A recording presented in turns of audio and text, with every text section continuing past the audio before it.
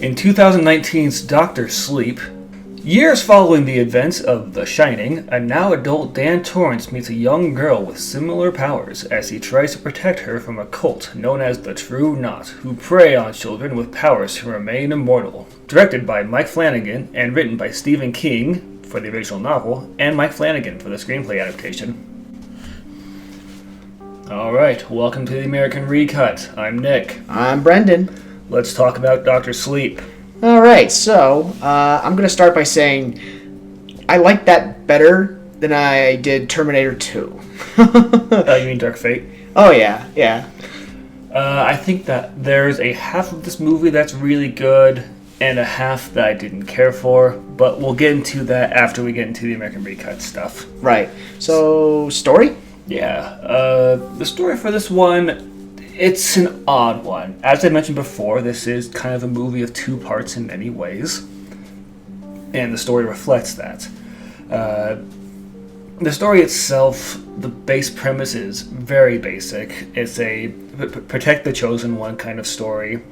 We go to a few locations, we take care of a few people, we do it all to protect the young girl who is at the center of it all. Yep. The story itself isn't super complex, but there are a few nice touches here and there. There's some nice details, interesting character motivations, which help to kind of elevate the story beyond its very basic, I want to say threat to the story. That's a good point, and I kind of found, I did like how they expanded upon certain concepts that were introduced in the previous film, like The Shining and what have you. And like Nick said, there was definitely a lot of interesting premise that kind of, saved it. I don't know. All right, let's talk about the characters next. I generally found this to be the weakest part of the movie. Yeah, what did you think of the casting in general? I thought that Ewan McGregor was pretty good in that one. I thought whoever was playing Abra in this one was fine. She did fine. I don't know who Black Hat was. Oh, yeah. Miss Hat? Yeah, Rosie or what have you. She kind of hammed up a bit. I wasn't crazy about her performance. Yeah. She was definitely hammy in that one. And some other good supporting cast members as well, like Billy Freeman, played by Cliff Curtis. I really enjoyed his performance. He was kind of like the proverbial Jiminy Cricket to our protagonist. He was very much a sidekick. Yeah. There were a few side performances that I liked. I liked Rose. I liked Billy. I liked whoever her second in command is, the guy who has a few tricks up his sleeve. Yeah, he was good too. I liked a lot of these characters and the way they were performed. But as far as characterization, their emotional state, their motivations, once again, this is a movie where in the first half, a lot of these characters feel really flat and uninteresting until the second half when things kind of start getting moving. Right. At that point, the characters also pick up as a result of that. That's where the plot and premise really start gaining momentum there, yeah. Effects. Very good. Some shoddy CGI here or there, but that's because they're trying to, integrate this movie along with the previous movie that was shot, long before either of us were born? 40, 50 years ago, I want to say. Yeah.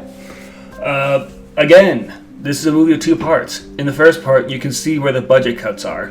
There are definitely some places where you have some really obvious bad sound work, you have some really poor CG work, you have some very bare-bones sets that just look cheap for a while in this movie. Agreed. Until you get to the second half, where the budget kicks in and suddenly everything starts to look really good. You have these fantastic sets that show up. You have these amazing set pieces. You have this great makeup for a lot of these characters. A lot of stuff looks fantastic in the second half of this movie, but you have to get through the first half. Yeah. Themes. Overcoming obstacles, going back to the beginning. Very basic themes. Yeah. There are some themes that get brought in about psychological states, drinking, the nature of a man's mind, but those concepts don't get fleshed out very much, and There are interesting concepts that get introduced, but they're not the focus of what's going on. No. So, overall, would you recommend seeing this movie in theaters? I would. I really would. And again, I preferred it over some of the other movies we've seen in the past, though. I mean, like, this is a step up. This was a better homage to the previous movie. I haven't read the book, but I do recommend seeing the movie. I'd give it a hesitant yes. The first half of this movie is weak. It's very weak. It is hard to get through. But there is a turning point in this movie where it goes from being hard to watch to surprisingly good. If you're okay with the movie being a bit slow and a bit bloated in the first half, you'll probably really enjoy this movie. Alright, now we're gonna move on to the ramble and dissect the film from there. So we'll see you then. Take your medicine, Danny.